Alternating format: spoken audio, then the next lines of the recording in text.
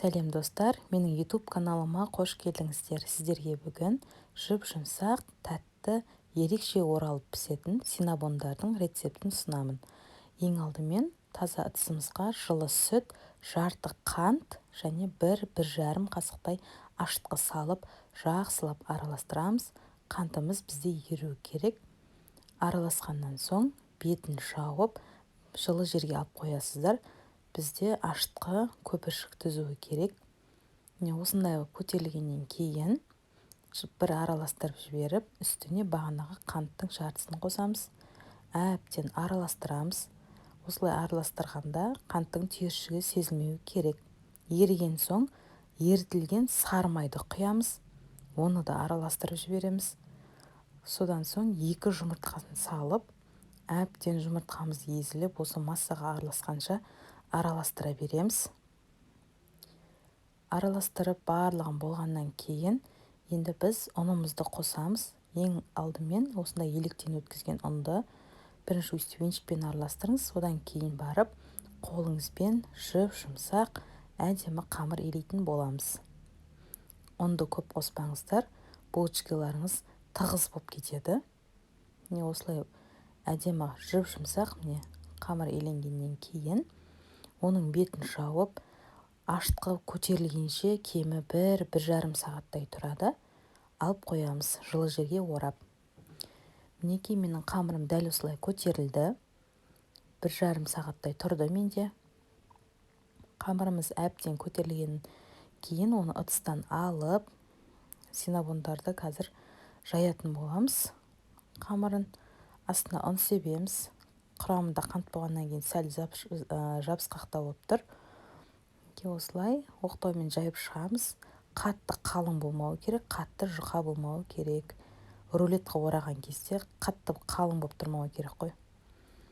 Осылай домалақ формасына келтіріп, оқтаумен қамырымызды әдемілеп біркелкі қалып жайып шығатын боламыз.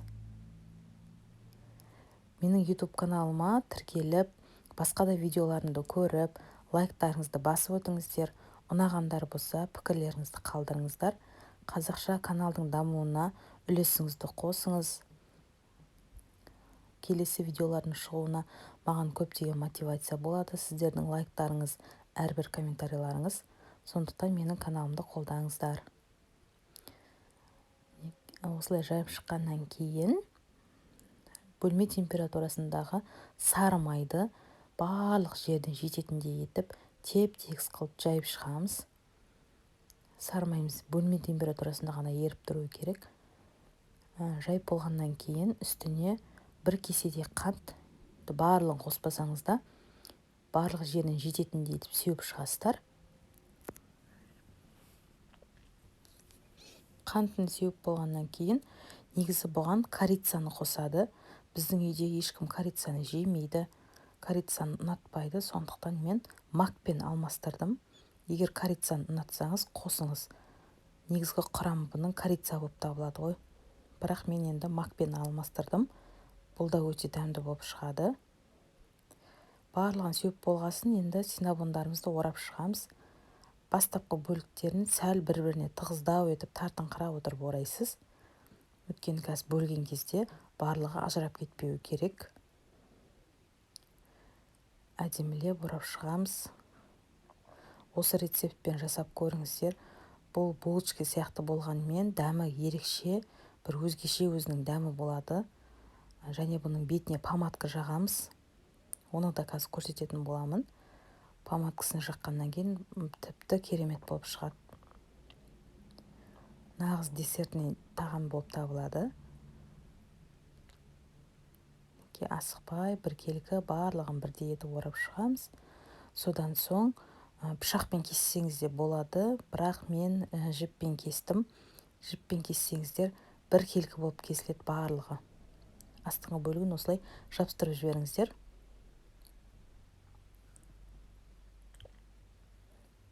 Міне жіппен кесу процесі осындай. Жіпті алып тек бір-біріне қарай қайтарасыздар. Сол кезде түп-түзу болып, ешқандай артық қамыр кесілмей, осылай синабондар бөліктерге бөлінетін болады. Бұларды алдын ала қызып тұрған пеште дайындап қоямыз. противендерге салып, астына ештеңе жаққан жоқпын. Бірден барлығын орналастырып шықтым да, қызып тұрған пеште 20 минуттай пісірдім. Өздері қып-қызыл болып піседі. Піскен кездегі иісі деген өте керемет. Соңғы бөліктері бұлар кішкентай болып шығады өзі.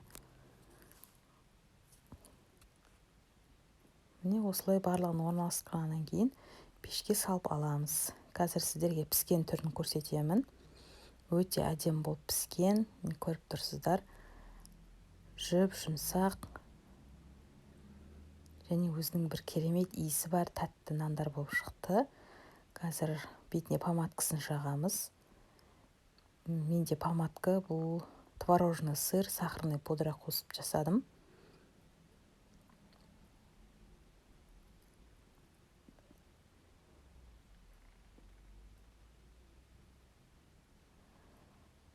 Барлығының бетіне осыны жағып шығамыз ыстық күйінде.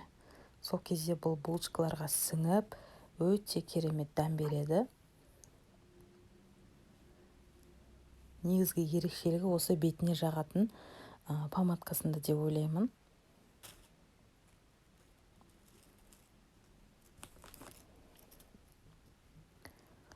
Осымен біздің жасаған синабондарымыз дайын. Өздеріңіздер жасап көріңіздер.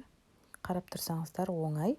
Барлығын араластырып, пешке салып пісіріп аласыз тек.